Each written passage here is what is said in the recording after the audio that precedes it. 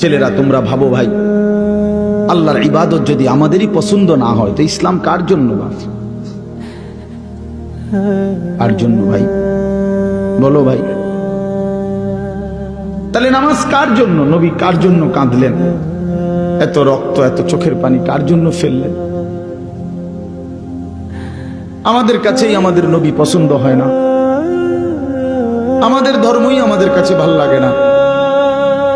আমাদের রাসূলের সারা জিন্দেগি যেইতে যাইতে যাইতেও যেদিন তিনি পৃথিবী থেকে চলে যায়, মালাকুল মউত আজরাইল যখন রুহু কবজ করে নবীর, তখনও যাইতে যাইতে তিনি বলতেছিলেন আসসালাত আসসালাত, উম্মত নামাজ। আমি চলে গেলাম উম্মত, যাওয়ার আগে শেষবারের মতো বলে গেলাম নামাজ। এতটা আবদার করে গেলেন, এত ভাবে বলে গেলেন, এত ভাবে কাঁদে গেলেন। তাহলে ইসলাম